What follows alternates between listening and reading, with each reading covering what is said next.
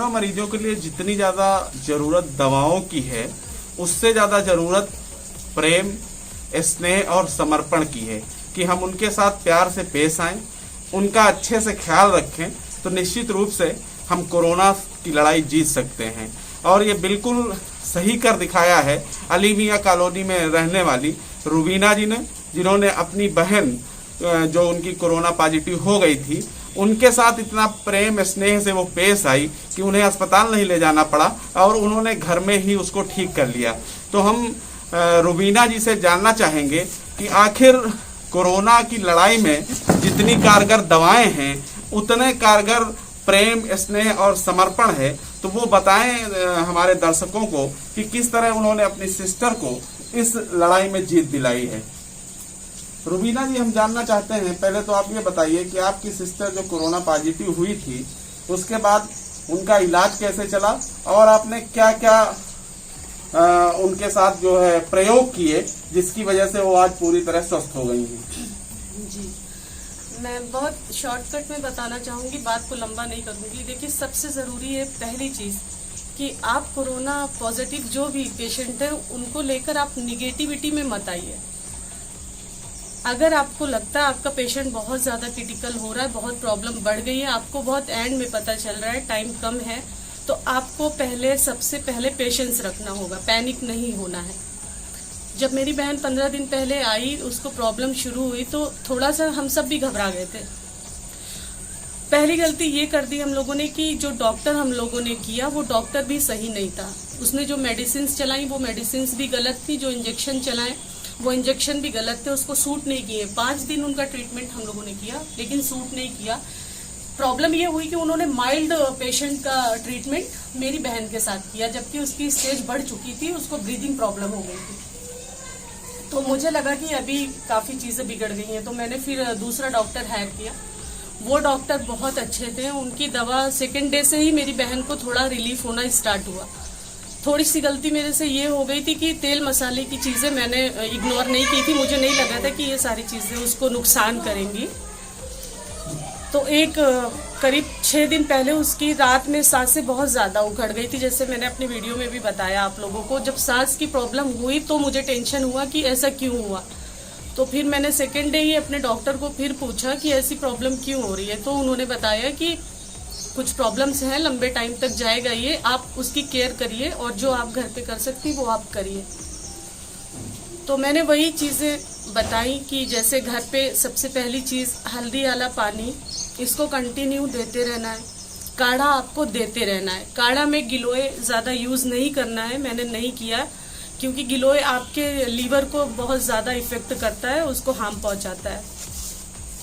और मैं डिटेल्स में कुछ बताऊं कि आपको? नहीं, मैं जानना चाहता हूं कि ये दवाएं हैं और ये ट्रीटमेंट है जो चला उसका, लेकिन इसके साथ उनके साथ जो व्यवहार होता है, जैसा कि आपने अपने वीडियो में बताया है कि जो पेशेंट होता है, सबसे महत्वपूर्ण है कि हम उनके साथ कैसा व्यवहार कर रहे हैं। कोरोना पॉजिटिव पेशेंट दिमाग में आते ही लोग उससे दूरी बना लेते हैं, घर के लोग दूरी बना लेते हैं, सगे भाई बहन दूरी बनाना चाहते हैं।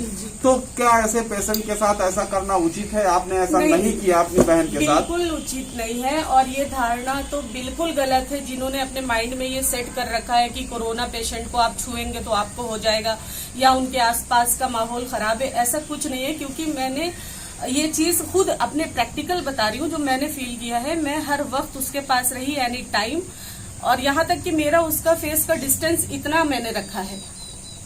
लेकिन ये सब चीजें छुआछात से या पास होने से नहीं होती। अभी तो मैंने मास्क भी लगा रखा है, मैं मास्क भी नहीं लगाती। मैंने किसी टाइम मास्क नहीं लगाया क्योंकि मुझे पता है ये चीज कि कोरोना इस तरह होता ही नहीं है। ये संक्रमण ऐसा है ना, जिसको होना है, ये एक फ्लू है, वो हो के रहेगा।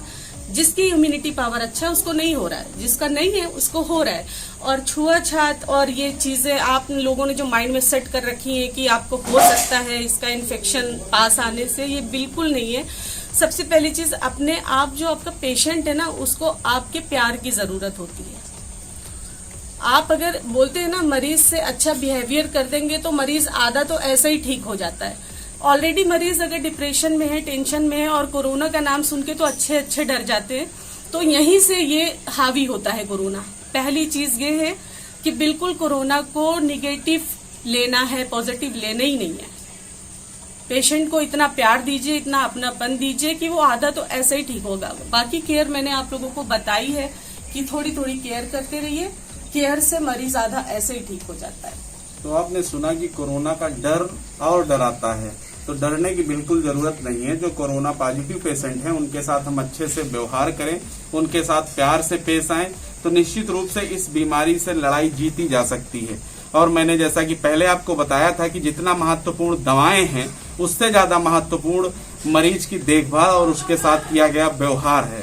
तो रुबीना जी, आप कोरोना से पीड़ित मरीजों को क्या संदेश देना चाहेंगी?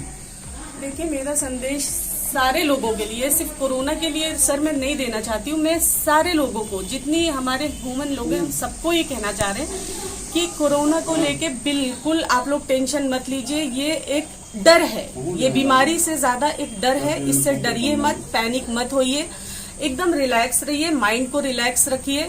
आपको लगता है कि आपको प्रॉब्लम हो रही है तो आप घर में उसका केयर करना शुरू करिए।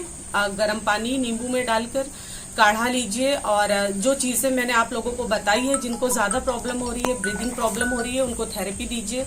और एक दवा मैंने अपने वीडियो में अपलोड की है, वो दवा बहुत जल्दी ऑक्सीजन लेवल को कवर करती है, फौरन आपका ऑक्सीजन लेवल नॉर्मल होने लगता है। वो दवा से भी बहुत फायदा हुआ है, आप लोग उसको होम्योपैथ से ले सकते हैं। तो ये सारी चीजें हैं, बाकी पैनिक मत होइए बस। बहुत बहुत धन्यवाद रुबीना जी। जैसा कि आपने बताया, ये वीडियो बहुत सारे लोगों के काम आएगा। कोरोना के काल में जो भी हमको जैसा मिल रहा है हम आप तक पहुंचाने की कोशिश कर रहे हैं। हम इस वीडियो को बनाने का केवल इतना सा मतलब है कि कोरोना से आप डरे नहीं, बल्कि मजबूती से उससे लड़ें, तो आप कोरोना की जंग जीत सकते हैं। बहुत बहुत धन्यवाद।